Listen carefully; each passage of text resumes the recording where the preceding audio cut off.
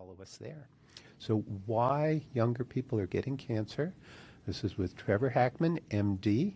Bio there, feel free to read it. We're going to go over the highlights. And the first one, there we go. Dr. Trevor Hackman, MD, FACS, is a distinguished professor of otolaryngology and head and neck surgery at Chapel Hill. Mm-hmm. And we're also going to let them know that you're the Vice Chair of Inpatient Operations and Quality for the Department of Otolaryngology. Mm-hmm. And he is the Division Chief of Head and Neck Oncology in the Department of Otolaryngology at Chapel Hill. Mm-hmm. I said otolaryngology 3 times without stumbling. And said it correctly each time. There wasn't an auto in there. Thank you. Director of Advanced Head and Neck Microvascular Fellowship at UNC Chapel Hill, and Director of Transoral Surgery Program at UNC Chapel Hill. So impressive. What's something outside of your professional bio we should know about? Love to travel. My wife is our travel planner. She's amazing, but we usually find a new site to go to every year. I've been across Europe. This summer we're going to Japan. Wow. Oh my gosh. Are you going to Mount Fuji? Not Mount Fuji, but just explore the culture. We just love seeing new cultures and new places and learning about a different lifestyle than what we have. Okay. Very good. Very good. Good for you. I also have a wife who is an amazing travel planner, so I think we're both pretty fortunate there. Extremely fortunate, yes.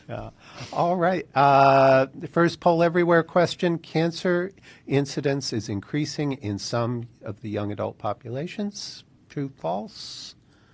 And we'll give everyone 15, 20 seconds. We try to make this one kind of a softball. Something about the title of the lecture might kind of give this one away. Yeah, but perhaps, yeah.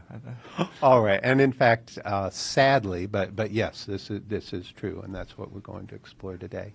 So why younger people are getting cancer? I'll go ahead and turn it over to you. Feel free to use the mouse as a cursor or just use the buttons on the keyboard. Well, welcome, afternoon, everyone. So this talk, why young people are getting cancer, we don't have all the answers. So I'll start off. The first sort of disclosure is that we don't have all the answers. We know some facts. We have some concerns. And I'll go through today a little bit about what the evolving trends are, discuss some potential risk factors, some associations, but also discuss the limitations of what we have and what we know so far, and then how do we look towards the future.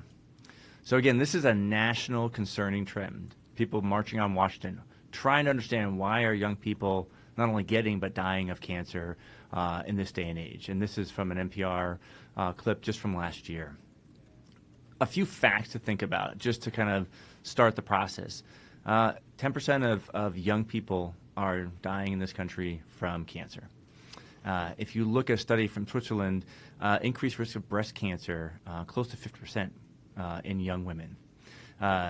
Nearly 2 out of 3 thyroid cancers are found in younger patients. And in fact, if you look at the data, it is typically the breast cancer population and thyroid cancer population that drive a lot of these trends. And we'll put a plug that is a significant problem in our female population, which is 50% of our population. And there's been a paucity of research really looking at sort of why that is. And so moving on, just thinking about the fact that this is an evolving and growing trend.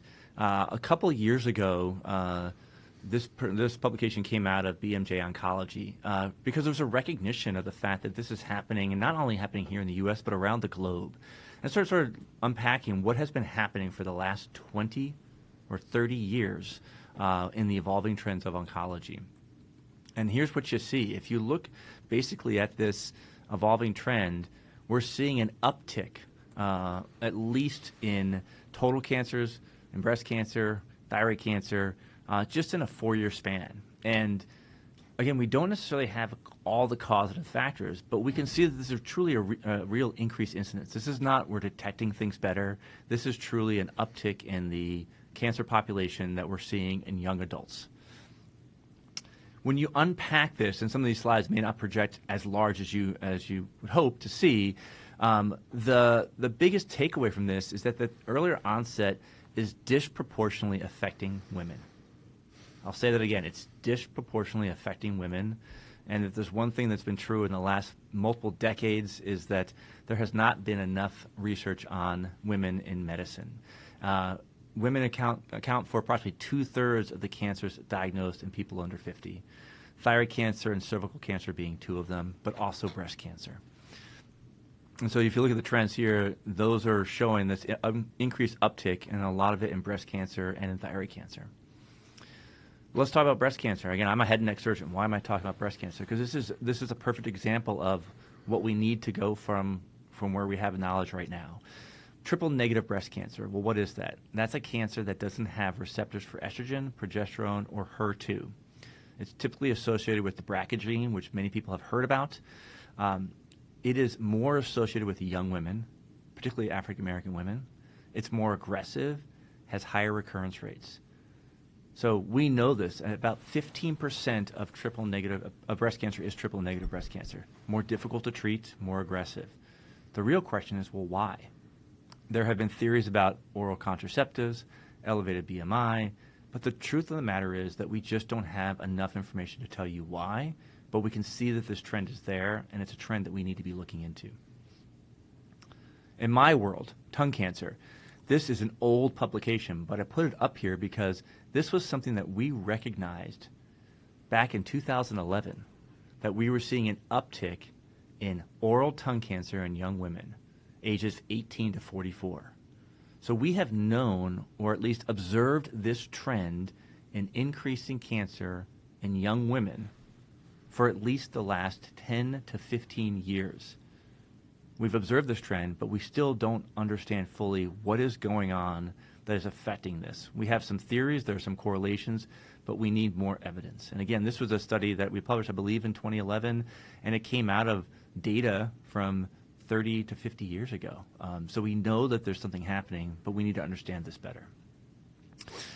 When we looked at this data, we saw that not only was the incidence going up, but we also saw that the recurrence-free survival and the overall survival was more challenging in young women. So this is something we need to be tackling.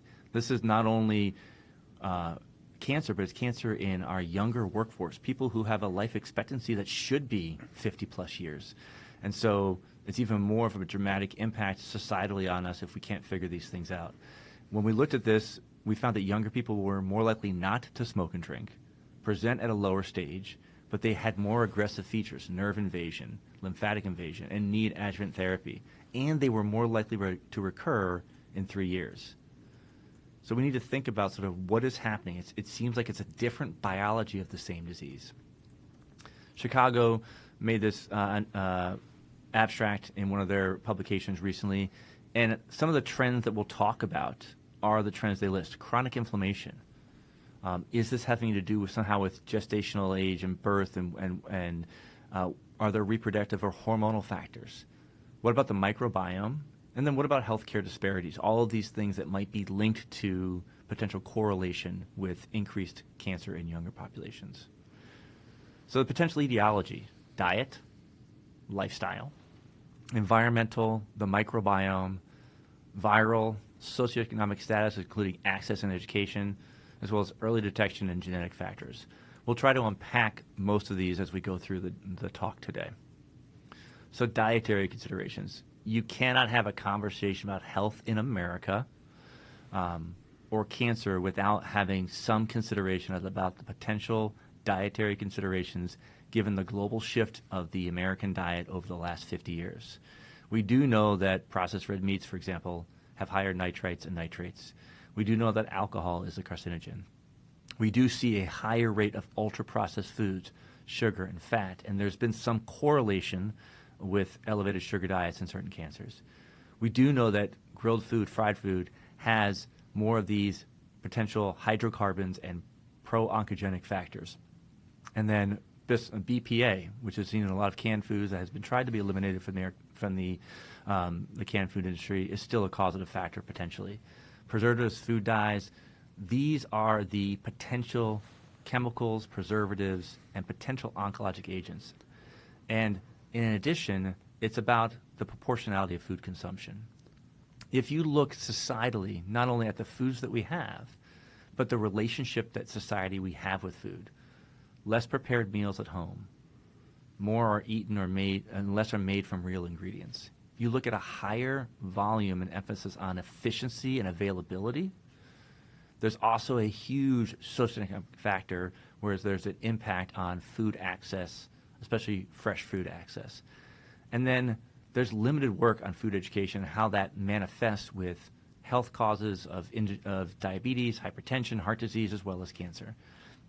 There's also an uptick in total caloric intake. If you look at this study that came out in, I think, 2022, and look at the macronutrient availability, how much food that we absolutely produce, it has gone up significant. If you look at the total availability of fats in our diet, it has ticked up steadily since the 1990s. If you then think about these trends and these associations, you'll see a significant increase in fat consumption and caloric consumption. And we have to sort of think about, well, and the significant increase in sweeteners in our food. So there's two things. There's calorie intake. There is an increase in the sweeteners and fats which can lead to heart disease, diabetes, and potentially be linked with cancer. And then there's just the overall addictiveness of those increases in those compounds that potentially weighs in on our health. Now, do we have direct links? No, we don't. A lot of this is population-based surveys trying to find a correlation. It's very, very difficult because of the heterogeneity of the population, other factors that may be at play to sort of say that this is truly causation. What we do know is that our diet has radically changed in the past 2 centuries. We increase as a society more processed and ultra-processed food. Again, people trying to get from work, to get their kids, to go to the soccer practice, to get back home. How many times do you miss family meals? The fact that we have now more shift work, hours that don't lean up to family dinners. The fact that there's access to food that's quick and ready to go. There's more sugar, white flour, white rice, diets that are cheaper and easier to produce in higher quantity. All of these things factor into what our food consumption is now. It is much more difficult to get fresh fruits and vegetables, those that aren't potentially grown on macro farms with processed agents and preservatives and pesticides. So our food availability, our population growth has changed the sort of the landscape of what we eat and how we eat. Ultra-processed foods didn't really exist before the turn of the century in the 1900s, but now they're about 50% of the American diet. And so it's sort of naive to think that what we put in our bodies isn't somehow impacting on our health.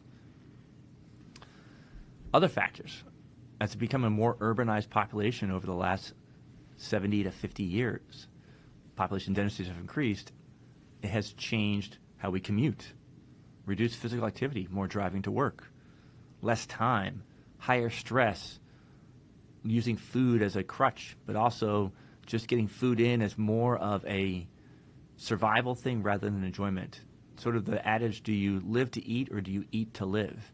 Many people right now just eat to live and try and get on to the next thing they're doing that day rather than really sitting down and enjoying the food and the process of making it. Less sleep. Again, we know that sleep has a huge impact on our health, and it impacts our food cravings. It impacts our hormone levels, our cortisol levels, our ability to process food. But then also you think about other things, like our mental health in the U.S. is in crisis. And as you have mental health issues, it becomes much, much more difficult to regulate your health, your diet, your activity, your sleep. And that can have detrimental effects on the choices that you make. Let's move to this idea of the food addiction. So prior to ultra-processed and processed foods, eating whole and natural ingredients, and family meals were something where you were getting nourishment from a broad variety of food groups: vegetables, fish, meat, grains. Now ultra-processed food allows for a more expeditious way to eat, but there's also an addictive component to it. Low-cost ingredients, these products last forever. We don't understand the exact chemical makeups and what they're doing to our brains. We know that there's a nutritional impact that's not nearly as nourishing as our whole foods and grains and vegetables that we used to eat. And it comes with high calories and an addictiveness that gets you into a cycle of continuing to want to eat that same food. So we have to think about these food enhancers, the hydrogenation of oils, and all of those things that our bodies were not designed years ago to eat, and how that is impacting our desire and our addictions to food and our relationship with food.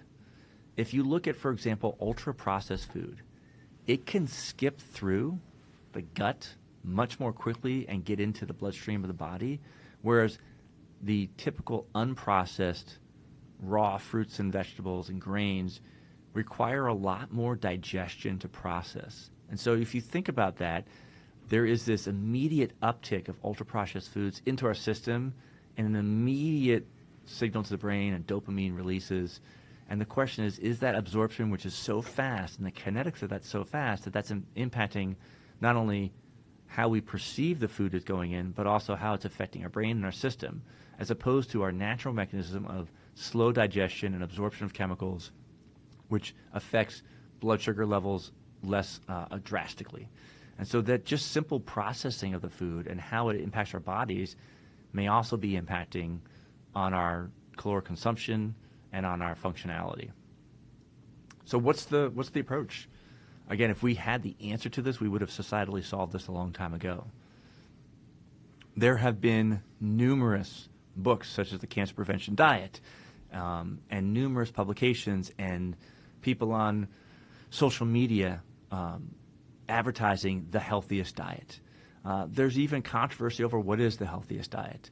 What is probably not controversial, though, is that limitation of preservatives, limitation of sugars, limitation of alcohol, all of which are chemicals that can trigger inflammation in the body and potentially carcinogenic changes, is important. In addition, using the natural resources that we grew up on, raw fruits and vegetables, and not only that, but mixing in various different color vegetables, high fiber diets, using fish and meats with low nitrates, all of these things, these natural elements that we could be eating, nuts and fruits, what people call the Mediterranean diet, is thought to be a healthier diet because our bodies are used to processing it.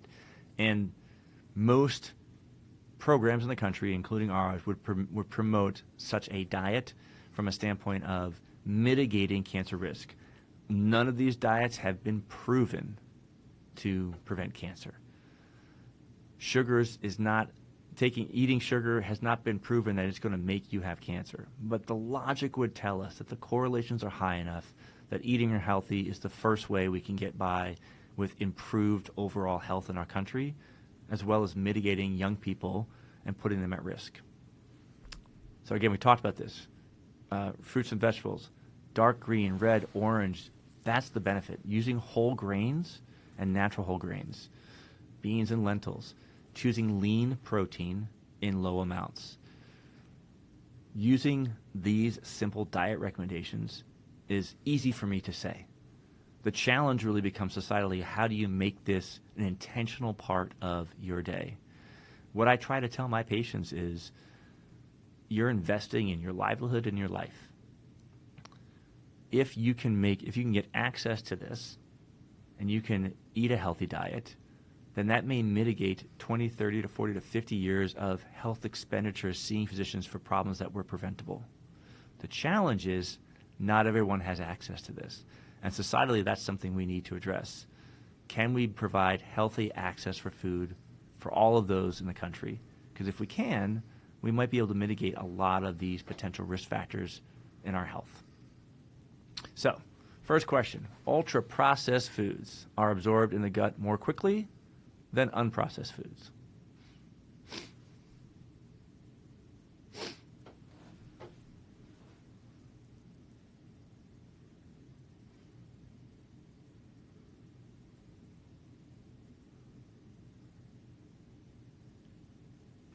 All right. So I would say yes, ultra-processed foods are indeed absorbed more quickly, and that again is one of the concerns we have about their impact on dopamine levels, blood sugar levels, and health impact on our gut. Well, what about lifestyle factors? Weight management, we know, is a huge risk factor for cancer. Hormone regulation. There are some hormone regulations that are not in our favor, but there's others that we can control. As I mentioned earlier in the talk, we know that there's a huge increase in, or I shouldn't say huge, but there's an increase in particularly young women getting cancer, breast cancer, thyroid cancer, oral cavity cancer. We think that there's probably a hormonal factor, but what's actually impacting that hormonal shift, we don't know. Is it diet? Is it activity? That is still an area that needs to be investigated further. Immune dysfunction is another area. Inflammation. More sedentary lifestyles having more chronic inflammation. Chronic inflammation is a known risk factor for cancer. So the most we can limit inflammatory and immune dysfunction in our health and in our lives, the healthier you are as an individual. Low inflammatory diets is one way. Lifestyle and activity is another. This is a simple study that was done, I can't remember how long ago, maybe 2 years ago, where they looked at the evidence of impact of healthy lifestyle on cancer prevention. And I just highlighted a few of the things here. 2014 meta-analysis that showed that bladder cancer was 15% lower for those with high level of physical activity. So it doesn't mean that these people aren't getting it, but you're reducing your risk by activity. Same was seen with breast cancer, colon cancer. Endometrial cancer was seen, obesity was seen as a strong risk factor.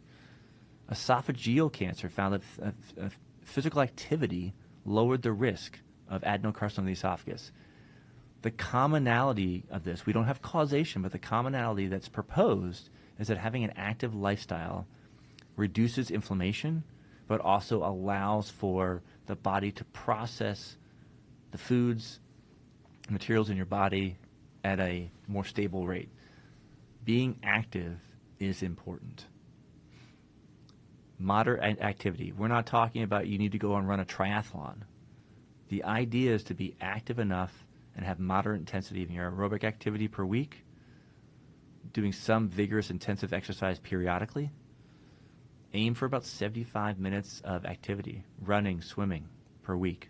Strength training is critical. As we get older, strength is what we lose the most. Not only does that put you at risk for falls and general weakness in the body and frailty, but being strong allows you to be more active. And the more active you are, the less likely you are to have health issues. The bottom line here is that being sedentary is a risk factor for developing chronic medical illnesses, of which cancer is considered one of them. Well, let's shift gears. What about environmental factors? We know that we should eat healthier. We know that we should be more active. We'll talk about some tobacco and vaping issues. What about UV radiation, pollution? Again, the Clean Air Act came out in the 1970s, but we still think about pollution from multiple different factors: pesticides, forever chemicals, and microplastics. Long-standing tobacco has been associated with lung cancer. That association is well studied. We know that UV radiation causes skin cancer. We know that the ozone layer has been more depleted in the decades coming.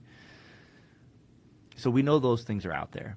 We know that pesticides have potentially effects on our dietary intake, and we didn't mention that earlier, but some of the food we eat may not be as healthy as we hope and think it should be. But what about some of these other aspects like the forever chemicals? Well, first let's talk about vaping and tobacco. The good news is, overall, smoking is down in our younger population. For the most part, we have been making a dent and improving this. Unfortunately, it's not true across all demographics, and in areas where we have lower socioeconomic status, lower health education, we have an uptick in tobacco use, but overall tobacco usage is down. Vaping has kind of climbed up. And if you look at the population in studies, high schoolers are increasing gradually their use of vaping. It's become more of a normative. It still is probably not as pervasive as it potentially can be, but it is becoming more pervasive. Right now, it's still unclear what the health impacts of vaping are. We know that there are dangerous chemicals, that we know that there are hydrocarbons and various chemicals in the vape that can be dangerous to the lungs. And these volatile agents and microparticles can probably be causing some long-term lung damage. The biggest concern is that those that vape and smoke, there is a odds ratio risk you'll see on the bottom there from 9.6 for just smoking alone to 38 if you vape and smoke for developing lung cancer. So there is a contributory effect to vaping on lung health. If you think about where we are as a community and a culture with vaping and how long it has been evident, it will probably take us decades, of course, to see the long-term impact that vaping has on young adults now, 30 to 40 years from now. But what is clear is that there is potentially a synergistic effect of vaping with smoking from a lung cancer standpoint. And so we need to be mindful of thinking about how do we use vaping, who is vaping, and do they truly understand the health impacts that are associated with it? What about pollutants? Benzenes, asbestos, all of these pollutants we know are cancer causative risk. In the young population, not necessarily more than the older population. When we think about things like Agent Orange back in the day, that's not affecting our young people, potentially. But what potentially is? What about microplastics? What about PFAS? These are areas of active research where there's a concern that these forever chemicals of PFAS and microplastics can be impacting on the gut health and can be causing chronic changes and inflammation in the body. And there's a proposed correlation between, for example, microplastics and colon cancer. PFAS, which are known as forever chemicals, these are synthetic chemicals widely used over the years, initially for nonstick coatings and firefighting foams. And some of these PFAS chemicals were discontinued years ago. Initially, these were found in the 1930s. We started noticing the impact of PFAS, for example, in the 1970s, finding it in the blood of workers. In the 2000s, started recognizing this is an environmental problem, potentially a health problem. And so some of these forever chemicals were discontinued. But despite the fact that we discontinued and the government has spent over $10 billion trying to address the PFAS contamination, we can still find these chemicals in blood samples. That is concerning because it's once you get these chemicals within the water supply, within our soil, it is difficult to get rid of them. So are we seeing an uptick because these chemicals have some impact on our health? A lot of people are trying to do work looking into this. As you can imagine, it is extremely difficult to show causation. A lot of the studies now are looking at, is there a correlation? For example, they did a study in 2023 that showed that 90% of U.S. pregnant women are still being exposed to certain forms of PFAS that were discontinued 20 to 10 years ago. So we know that it's still there. The question is, how is that impacting the health of our women and the children that they're bearing into this world? These are the questions that we need to be asking, and these are the large-scale studies that we need to be doing. Again, we're seeing correlation of this with certain cancers, but that doesn't mean causation.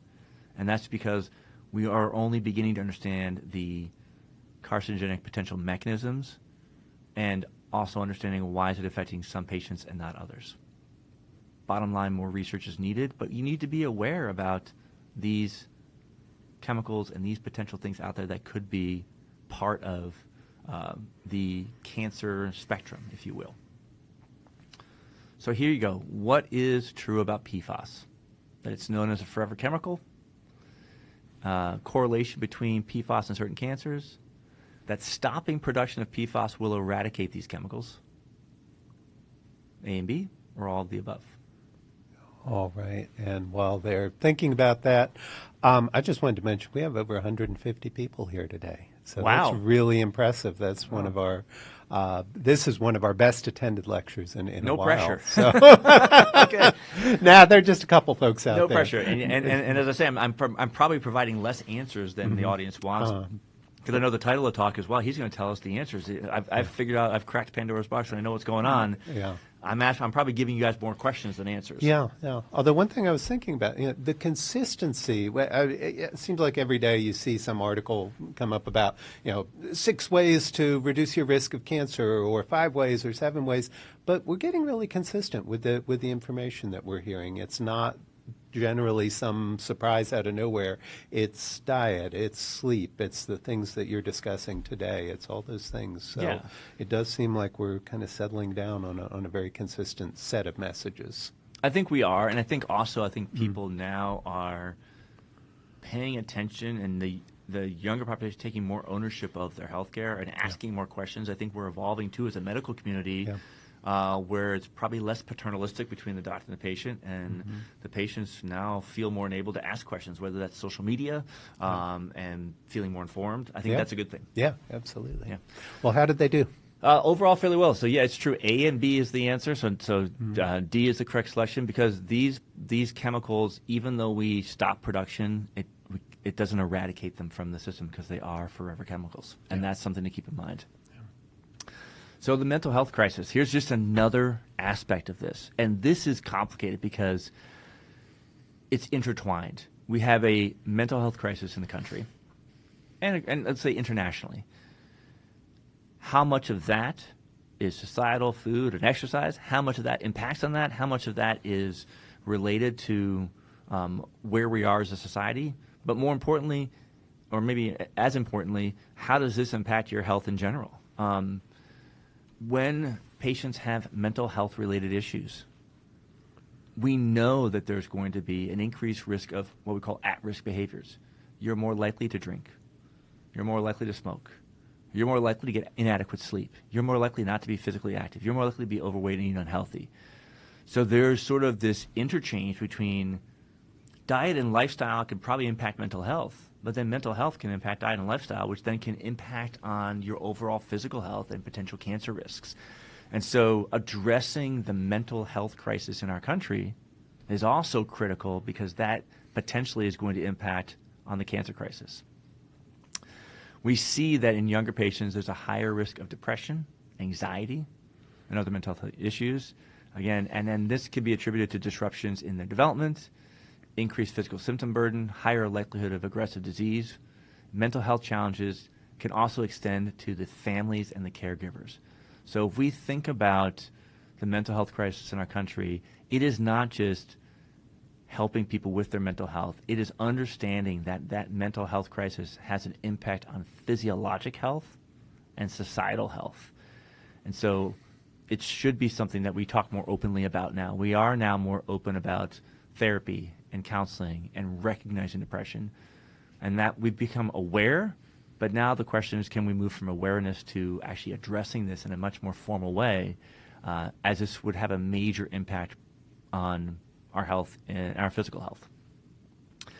I'll touch on very briefly microbiomes. So microbiomes is an area of active investigation across multiple disciplines: diabetes, cancer research, mental health. The idea that there is this interplay between the tumor, the microenvironment, the immune system, and the bacteria. We have bacteria that live throughout our gut, our oral cavity, on our skin. We have what we call the tumor microenvironment, which is where the tumor is and the cells around the tumor and the cytokines and the chemical signals that support or prevent tumor growth. And there is this dynamic interchange between tumors, the bacteria and microbiome environment, and the immune system. There was a researcher, I believe her name was Dr. Webster, here at UNC years ago, and I remember she did a study that showed that there were certain oral bacteria that were pro-oncogenic, and there were others that were more likely to prevent cancer formation. So we know that bacteria can stimulate and influence our immune system. And we know that, therefore, if we can shape the microbiome into a healthier microbiome, you have a healthier immune system. If you have a healthier immune system, there's a chance that you have a less potential for cancer formation. And so this interchange between metabolism and the microbiome is critical to understand. And we are at our infancy in understanding that interplay, but it is very clear that it's there. Obviously, food and exercise and other things can influence the microbiome, but this is an area of active research. We now have commercials coming off every day showing like a new immunotherapy. Well, immunotherapies are influencing the immune system. Another target is the microbiome. What about the viral impact? This is fairly big in my field. HPV.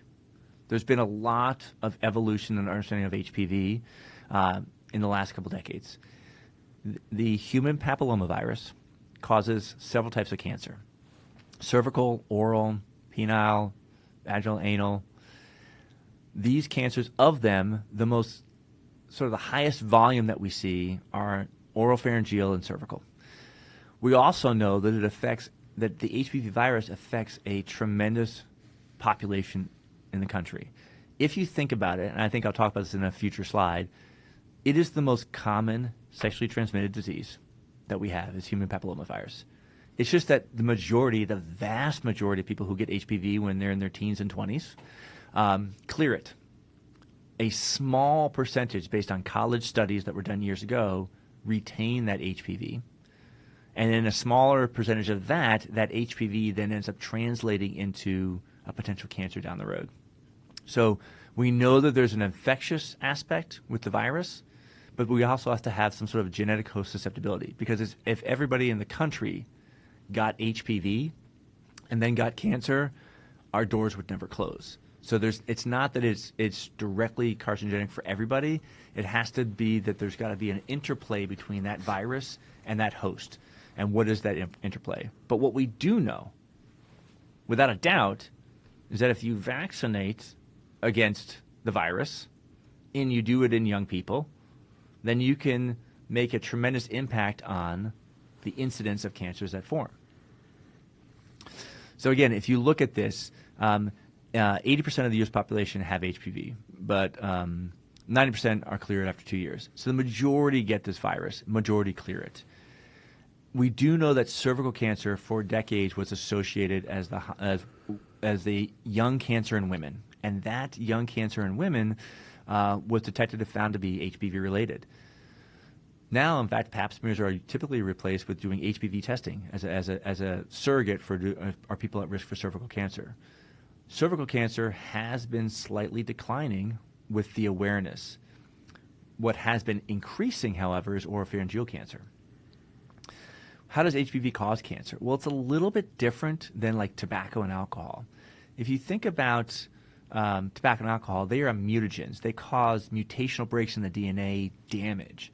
HPV, it happens by infection, and that infection leads to the cells absorbing that virus, and in certain patients who are susceptible, that virus then starts to replicate, and that virus starts to promote pro-cancer genomes in that host cell.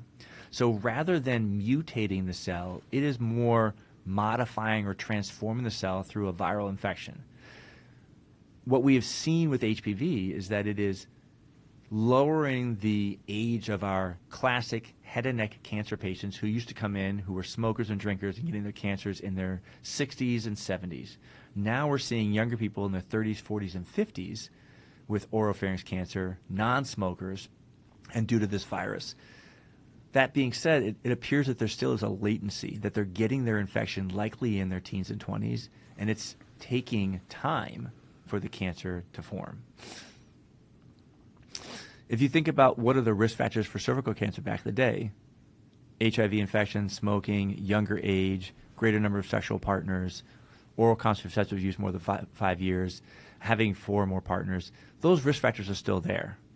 What we do know is that if we can vaccinate young people, if we can continue with education for safe sex, we can reduce cervical cancer and potentially oropharyngeal cancer. What we also know is that we've made an impact on cervical cancer, but we haven't made as big of an impact on oropharynx cancer. And the question is, why is that?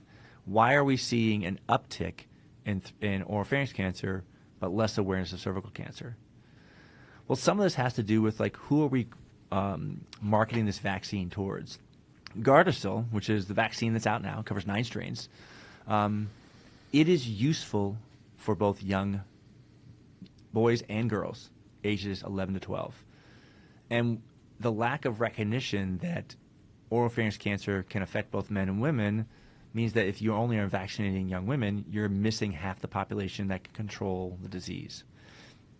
We have just seen over the last decade that even vaccinating people up to age 26, and now as of 2018 up to age 45, is reasonable in certain patients. The vaccine itself is straightforward. Under the age of 15, that patient gets just 2 doses. More than the age of 15, they should get 3 doses.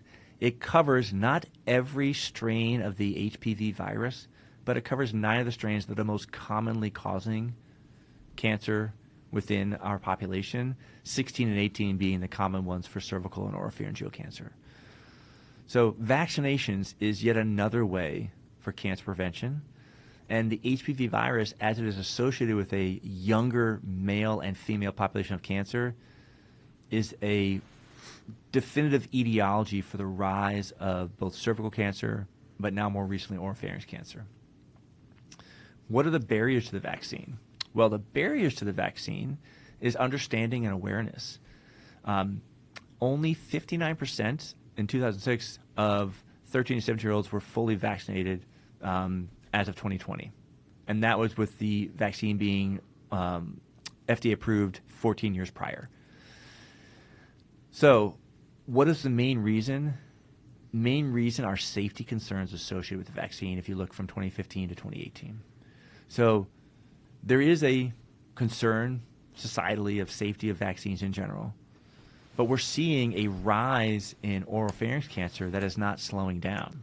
And so it is understanding the potential health benefits of this vaccine for cancer prevention, especially in a virus that is so ubiquitous that nearly 80 to 90% of people by the age of 20 have had it. The other challenge with cancers like oropharynx cancer that I treat is that the symptoms for presentation are extremely subtle. It would be one thing to have a small cancer that shows up on your hand, you see it, you find this little spot that's 5 millimeters, you take it out, it's a basal cell carcinoma, you have an outpatient Mohs surgery, and you go home. When you're finding it when it's small. Oropharynx cancer typically does not show up to us until the patient has a lymph node that's enlarged, because the primary tumor is typically so innocent in its behavior, despite the fact that it is an invasive cancer.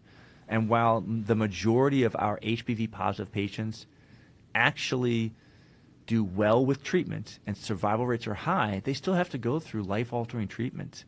And there still is a risk that this cancer will not respond to treatment. And so knowing that the symptoms are subtle and that we may not catch the cancer until it has gone to lymph nodes and spread is all the more reason to try and vaccinate early and treat patients preventatively. So what is true about HPV cancer? Cervical and oropharyngeal cancer incidence both continue to rise. HPV infection routinely leads to cancer. HPV is an uncommon infection, or Gardasil protects against 90% of, yep, well, there we go.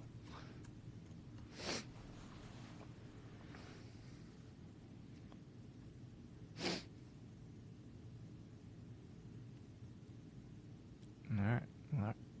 Our audience is on it today. They are. They are. Absolutely. So Absolutely. Gardasil does protect against 90% of the strains that cause cancer. Great. And cervical cancer is going down because of improved detection and screenings and pap smears. Yep. But oropharynx cancer is not because of awareness. Gotcha. We're really looking forward to hearing more about the home cervical cancer screening tests as well. I hope we can bring in somebody next year to talk about that. I think so. I think thinking about, again, taking ownership of your healthcare is important.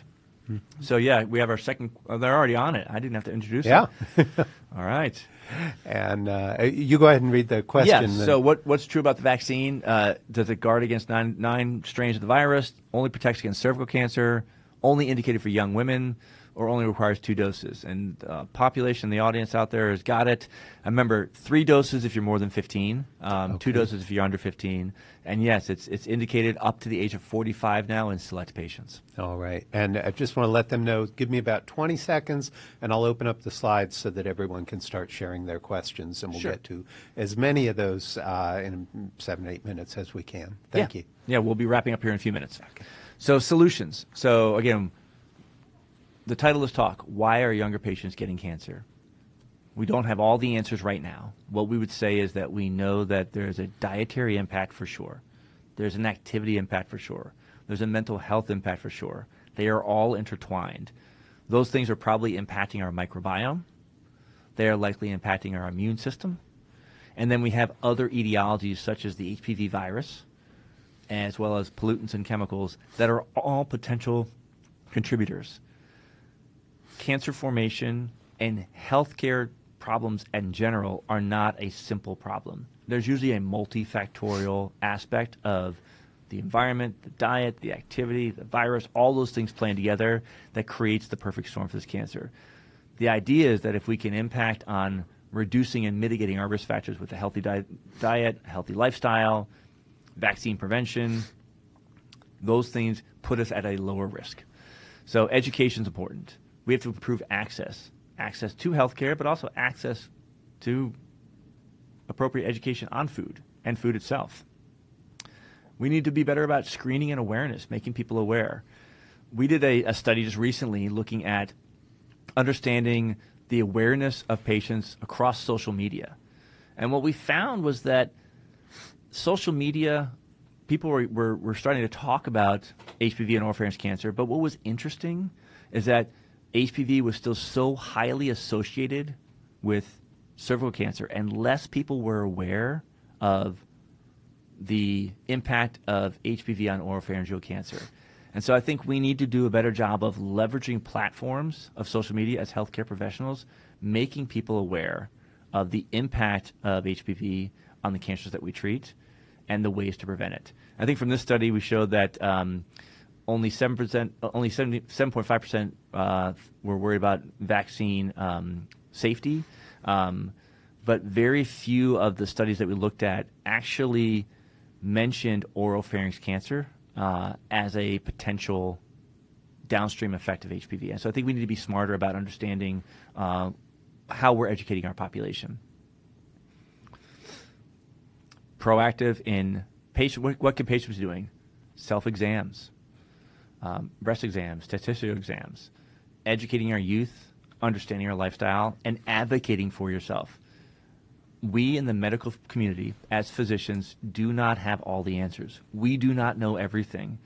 And I always applaud my patients for asking the questions, making me dig deeper. Don't have the assumption that we come in with every single answer. There still is a lot of investigation. There's a lot that we don't know, and we're still exploring many avenues of health in general. So self-advocate, ask for questions, read, research. For providers, we need to be more proactive in engaging our patients in their lifestyles, educating them on their prevention, but also building rapport with patients so that you can have these difficult conversations about mental health. Understanding the impact of equity. What are the socioeconomic factors, the geographic location, all of these aspects of equity and access impact our ability to have improvement in the population-based health across our country.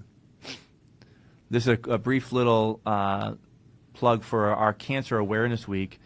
This is what I'm talking about. Simple social media content like this that my partner, Dr. Lumley there, generated to post online for Cancer Awareness Month.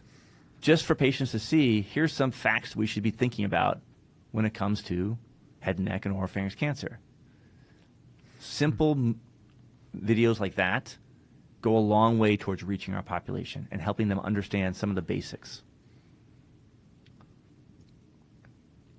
So what can we be doing for prevention? Screenings. This is some simple stuff that's out there. Cervical cancer, breast cancer screening, colorectal screening. But in general, it is being aware that just because you're not 65 doesn't mean you shouldn't be thinking about cancer prevention. We want to be tackling it early with our diet and our lifestyle, and then be thinking about keeping us as healthy as possible.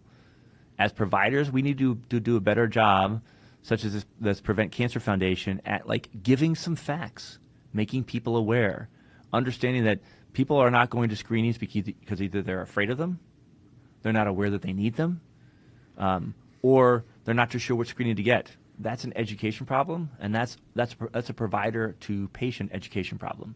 So we need to do a better job of explaining why we need these preventative maneuvers. We need to do a better job of explaining what the risk factors are and patients understanding them. And then we need to do a better job of gaining the trust of all of our patient populations to understand why we're doing the tests that we're doing. So take-home points. There is an increased incidence of cancer in young patients, particularly thyroid, breast cancer, oropharynx cancer. There's multifactorial reasons as to why. We have some correlations with diet and activity and mental health, but not causation. The bottom line is that we need to do a better job with education and access to improve those correlative measures, as we know that they will impact on health. And we need to continue with equitable research across race, gender, and social determinants of health. And I would say, again, particularly with gender, our institution of medicine has done a terrible job over the last 100 years studying women and health. There's a paucity of research on it. They make up half the population, and many of these cancers we're talking about affect them. So improving funding and research in that is important. Thank you. All right, Dr. Hackman, thank you so much. Wow, we have a lot of questions lined up. Okay, let's go. So let's go. Here we go. First one. We're hearing about turbo cancers. Do you have any insight on this? Turbo cancers, I mean, like they're accelerating, growing very fast. I'm not sure. I I've assume not is what they're heard that. asking. Yeah. So if you're talking about like cancers that sort of seem to grow and accelerate fast, the question we have is, are those related to some immunologic factor? That goes to the whole microbiome factor, where some cancers can truly feed off of the inflammatory cytokines in the body, and they can feed off that. I assume that's what the patient's talking about. That sounds about right. All right. And I wanted to, let me go back and reference something you mentioned. You mentioned Dr. Webster, and I think that's Dr. Jennifer Webster Sirac, who is now, she is now the deputy director over at the National Institute of Dental and Craniofacial Research. That is her, and she was a forward thinker. This is, we're talking like 15, 20 years ago. Understanding that the polymicrobial bacterial environment in your mouth may have impacts on not only your oral health but also potential cancer. Yeah. All right. Well, we were privileged to have her here. Next question: how can we get tested from HPV, and are there other ways for women to get tested for HPV besides a Pap smear? So there's a lot of active research happening right now, looking at what is the diagnostic yield, for example, like an oral swab for HPV. That's not prime time ready yet. And in addition, just because you have the virus doesn't mean you're going to get the cancer. And so that becomes a problem. So you could probably swab somebody and find HPV during an active infection. Does that mean they're going to get oropharynx cancer? No. Right. The swabs and those spit tests that are being developed are out there. It's just more difficult to know what are we going to do with those, because, again, 89% of the population, the U.S. is 360 million patients of people. So you're talking about basically over 300 million people get HPV. Right. But we only have about 18 to 20,000 oropharynx cancers. So finding out that you have the HPV virus, does that mean you're going to get the cancer? Not necessarily. No. So prevention is key with the vaccine. But yeah, there are some swabs that people are trying to market, but I'm not sure yet what to do with that information. Gotcha. As far as for cervical cancer and the PAPS and HPV testing for cervical cancer, that's outside my realm of expertise. But I would say that I know when they do those studies now, they're looking for the virus rather than really looking at the cells, because they understand that presence of HPV virus is usually the cause of over 90% of the cervical cancers we see. Gotcha. Any suggestions, tips on getting young people to advocate for their health with their primary care physicians who seem to be less knowledgeable and or unwilling to run tests these days? Yeah, I think that's a great question. So I think we're moving into a field of medicine now where none of us, myself included, can keep up with everything that's happening in research. It's impossible. Right. And so my advice is do some research yourself, and then ask pointed questions, and then and open that dialogue. It usually works better if you have a relationship with that provider. If you're somebody who never sees your PCP, and then you start asking to order a ton of tests, it may be difficult. But I think sharing your concerns, sharing your family history, and then sort of presenting, hey, I saw this publication, or I saw this, would you be open to ordering these tests for these factors? That's the discussion. Now, the other challenge is, will your insurance carrier cover all of these tests that you're asking for? Right. That becomes the give and take that I don't have the power to say. Yeah. But you have to have the relationship. And that's a great point. Yeah. And relationships, including with your physician, are really, really important in life. And have that conversation. Yeah. And many who are good physicians will say, I don't know much about that, but let me look into it. Gotcha. But yeah, I think you have to keep on seeking out. I see the next question. Yeah. Yeah, so it's a great question. Are we seeing more cancer in young women in the oral cavity because of HPV? And the answer was no. Okay. So HPV can be found pretty much anywhere. But if you think about HPV-positive oropharynx cancers, HPV-positive malignancies in the head and neck, it's typically the tonsils and the base of the tongue, which is lymphoid tissue. Gotcha. So even though we can see HPV in other areas, it doesn't seem to have the same oncogenic potential. Gotcha. So these young women who are getting oral tongue cancer, they were not getting it because of HPV. Okay. We still don't know the reason why. Okay, understood. I'm concerned about the increase in severity of GI cancers in young people. Any thoughts? Yeah. So again, this goes to my concern and whoever asked that question. That Sure. yeah, the severity of the question is: are we seeing a different type? Like oropharynx cancer for me. There was the smoker drinker who gets oropharynx cancer. There's the HPV positive patient who gets oropharynx cancer. They both are a squamous cell carcinoma, but they are drastically different even though they look like the same cell. It's sort of like saying we are all Americans, but we all look different. And so within all these cancers, we probably have cells that are the same type of cell, but what caused them to become cancer is probably different. Diet, lifestyle, the microbiome, things in the gut. We are probably seeing, there may even be virally mediated aspects of this. But yeah, there probably are different drivers that are giving us the same types of cancer, and we just don't understand why do we have these more aggressive cancers.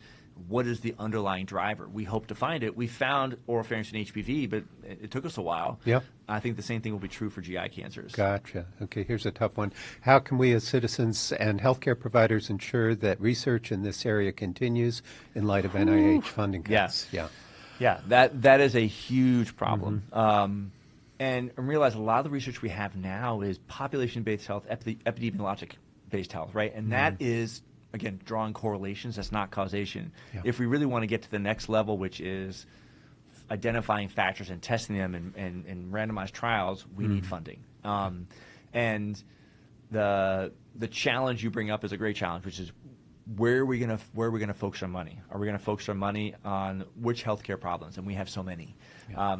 This is why I started most of the talk on diet, lifestyle, activity, because those are things as people we can control. This funding question, that's another challenge that's going to be hard to control because we're at the mercy of what the NIH and what the federal government will let us test. Gotcha.